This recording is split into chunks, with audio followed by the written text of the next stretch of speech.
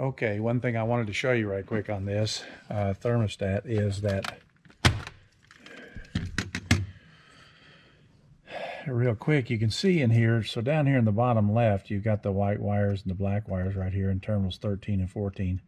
That's your communication wire. That goes back to mother eventually.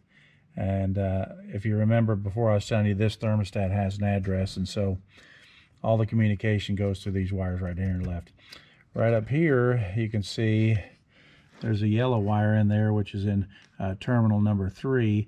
That's Y1. That's first stage cooling. You got your green wire there on terminal 4, as you can see 4 there. I don't know if you can see it or not, but that's the fan. 24 volt hot, 24 volt common. Got a jumper going over here to this bar here. It's 24 hot and 7. And then the white wire, which is your first stage of heat, W1, goes in number 8. Right down here in terminal 21 and 22 is your supplier temperature sensor. So kind of gives you a quick look at the thermostat and how it's wired. There's other ways to wire it. There's a lot of different things that are going on here, but this tells you just kind of quick. If you were to pull this off to look at this wiring, it kind of gives you an idea. You can also, in this also, you can Google up the Schneider Electric 8650 thermostat and you'll be able to get all the information off of it. So anyway, just wanted to show you that right quick. Kind of gives you an idea of what this thermostat looks like and how it works, and I'll give you a quick look at the front end here in just a minute. But anyway, we'll pop this back on and let me get that on. Okay, good. All right, there we go. All right, check in just a minute. Okay, let's take a look at Roxanne, that thermostat we were just looking at. This is Roxanne. I hope you can see my mouse, my little cursor going back and forth. Let me see if I can move it around in there. You can see it a little bit. This is what that thermostat looks like. In other words, that unit that thermostat feeds. It's got a gas burner on it right here, your heating command. Got a compressor on it, one stage compressor. Got the fan here. Got a fan command. If you'll notice here, the space temperature is 70.7. The set point right now, since it is, look up here, it's in unoccupied, and the unoccupied cooling set point is 85. So everything's right here at your fingertips. You can see what's going on here with Roxanne. Space set point's 85, space temperature 70 degrees. This is the supplier temperature sensor right here. This is a crucial thing to have on a unit because it allows you to tell, it tells you what this unit's actually doing, so you can know and kind of check the unit out if you're wanting to see if she's working right or not. So anyway, this is Roxanne. As you can see, she's got the summary occupancy. She's in the cool mode. She would be in the heating mode if it was switched over to that, just like your thermostat at your house or whatever. Got a few other things in here: humidity setup, demand limit control, demand limit level.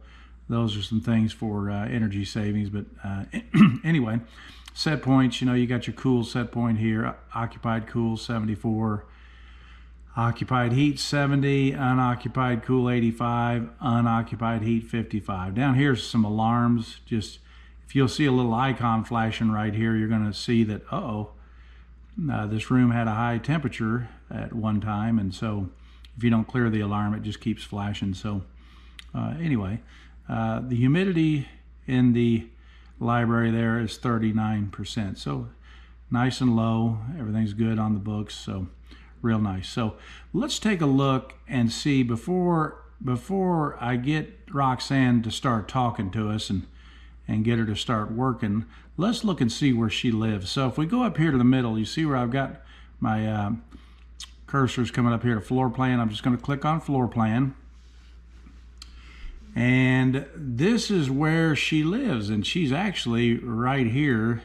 So and you can see where all the other thermostats for the different zones are, or all the kids, as I was saying earlier, you know, like, so this one right here, if I click on Roxanne, she's going to come up here in this right corner and she's going to tell me she's rooftop 8.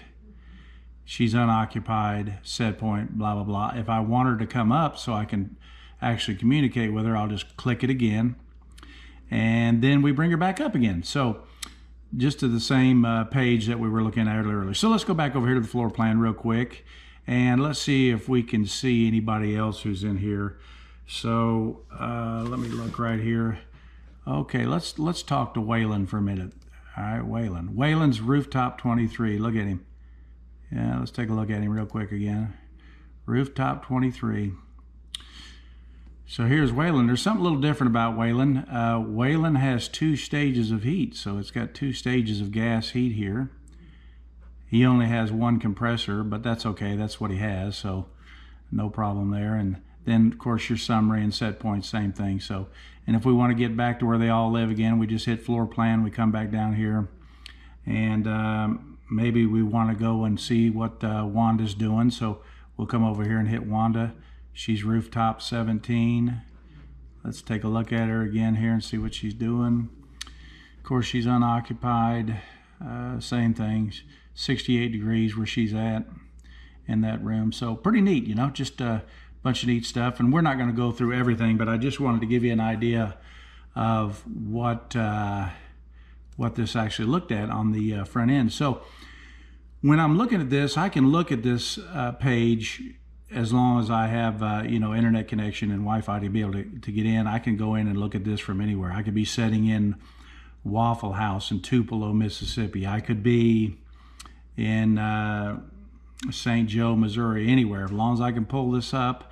And again, you're probably, if you'll notice right here, and I apologize, but I've got this blue tape over up here, as you can see, over the sections where I've kind of made it to where you can't see where I'm actually at. I just didn't want this particular school district to think that we're impeding on their stuff, so I kind of covered that up, but you get the gist. I mean, this would just say where we're at, and this just gives you the name of the school that we're at and what school district and where we're at. So this could be anywhere USA, but anyway, so okay, back over here. All right, so let's go back down here to Roxanne again, and let's wake her up. So right now she's sleeping again, unoccupied. So let's just click on her occupancy button here right quick. All right, and as you can see, if I go over here and hover next to this green thing, it's going to tell me that at 6:30 in the morning, she's going to wake up and she's going to go back to sleep again at 3:30. So if I wanted to, since today is December 11th, which is a Saturday here, if I wanted for her to wake up, I can come up here into this corner over here with this little bitty, I don't know if you can see it up in here, but there's a little bitty, like a little X or whatever, and you click on that, and when you do that, you have what's called an exception page, where if I wanted to wake her up right now, I could just do a one-time exception, hit that, and come in here and start at 8. So let's go to, let me go ahead and click on this right quick, and we'll say that we're going to make her stay awake until 4. So let's put 4 on there. Let me go ahead and do this right quick, and then PM. Okay, 4 p.m. And today's date, which is the December 11th, 2021, we're going to make her wake up from 8 a.m. until 4 p.m. So anyway, single date event, exception, and we're going to go and click OK. Now, as you can see right here, the little blue box comes up. So if you ever come on here and you see this, you see, oh, someone's got an exception in here. And you might do this in case you want Roxanne to wake up and take care of a basketball game on a Saturday or a Saturday night, or whatever you want her to do. And so anyway, this would actually wake her up. Now, to make all this come about, you still have to click your X box here, and you have to, it's going to ask you, do you want to save the changes? And we're going to say yes. And as soon as we do that, now she should go occupied over here, which she did. So Roxanne is now occupied. She woke up. Now she's waiting on what command that's going to be given her so that she can start making this unit do what she wants to do. So As you can see right now, the space temperature in that library is 70 degrees at the cooling set point, because she's in the cooling mode. The cooling set point is 74. If this temperature gets above 74, she's going to bring the cooling on to cool it back down, just like it would be at your house or wherever. So in order to get her to wake up and to respond to our commands, we can just hover over the space temperature here and click on it. And then I can force this temperature. I can make Roxanne believe that, for example, let's go ahead and make her believe it is 86 degrees in there. So here we go. We press OK. 86 degrees. A little icon flashes, tell me I forced it. Look it, the fan came on. Compressor start command came on. Now we're going to see this supply air temperature right here start to fall, because she's going to be in the cooling mode. This is how you can check a unit out, you know, from anywhere. Like I said, if I was sitting in Tupelo or St. Joe, Missouri or Michigan or anywhere, I can pull this up and do all this to take a look to see what's going on. So as you can see right here, the temperature is dropping, the supply temperature is dropping. So we know we've got some cooling going on, and we're going to let her go down here a little ways and see how far she'll get this supply temperature down here. So anyway, we'll let it keep going. 61, 60.4, 59. So you can see that she has woke up and she has come on, and she's going to cool this space down because she believes right now that it's 86 degrees in there. So got her going, and she's running. We'll let her run for just a little bit here and keep her going for a second. And we'll go ahead and click on space temperature again. We'll come over here and unforce it. Press OK. Now what's going to happen is I've unforced her, so now she's back to what the actual temperature there in the library is. Now if you'll notice, she's going to continue to keep cooling, and that was part of that anti-short cycle thing that I was telling you about on the thermostat itself, where it shows what you can set it, you know, anywhere from 2 to 5 minutes, or so she's going to keep running because she's probably set at 4 minutes. So she's going to run for a minimum time of 4 minutes. So anyway, going to let her keep running right there.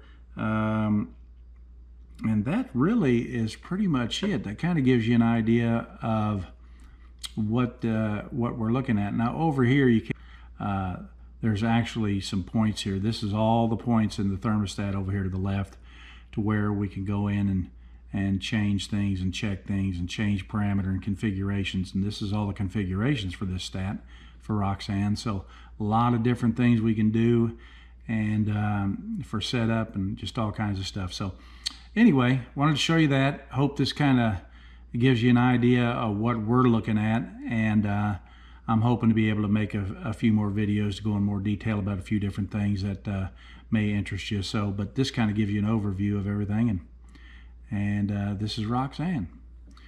All right, appreciate you checking in, and we'll catch you on the next one. Thanks.